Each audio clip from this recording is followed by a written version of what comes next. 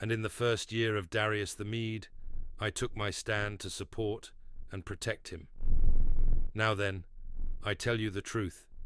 3 more kings will arise in Persia, and then a 4th, who will be far richer than all the others. When he has gained power by his wealth, he will stir up everyone against the kingdom of Greece.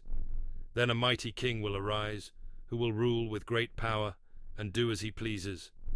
After he has arisen, his empire will be broken up and parceled out toward the 4 winds of heaven. It will not go to his descendants, nor will it have the power he exercised, because his empire will be uprooted and given to others. The king of the south will become strong, but one of his commanders will become even stronger than he, and will rule his own kingdom with great power. After some years, they will become allies. The daughter of the king of the south will go to the king of the north to make an alliance, but she will not retain her power, and he and his power will not last. In those days she will be betrayed, together with her royal escort and her father and the one who supported her. One from her family line will arise to take her place. He will attack the forces of the king of the north and enter his fortress. He will fight against them and be victorious. He will also seize their gods, their metal images, and their valuable articles of silver and gold, and carry them off to Egypt. For some years he will leave the king of the north alone. Then the king of the north will invade the realm of the king of the south, but will retreat to his own country.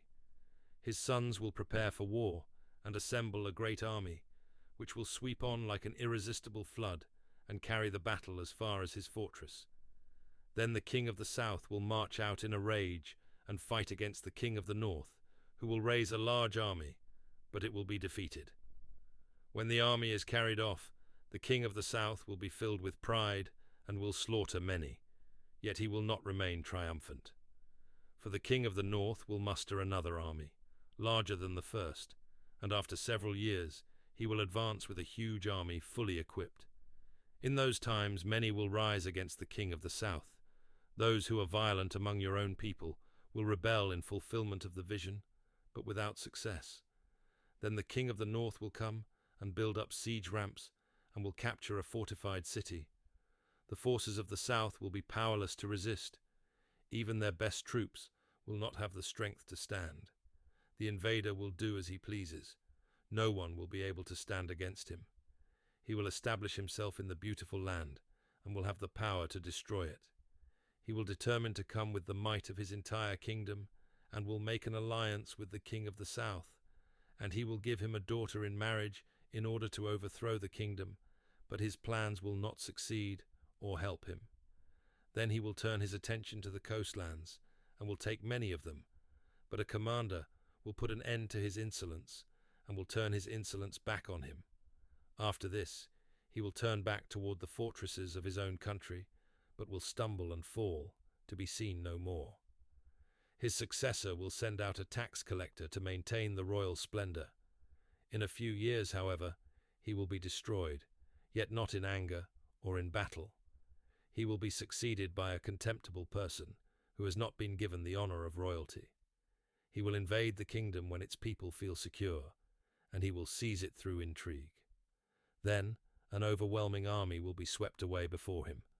Both it and a prince of the covenant will be destroyed. After coming to an agreement with him, he will act deceitfully, and with only a few people he will rise to power.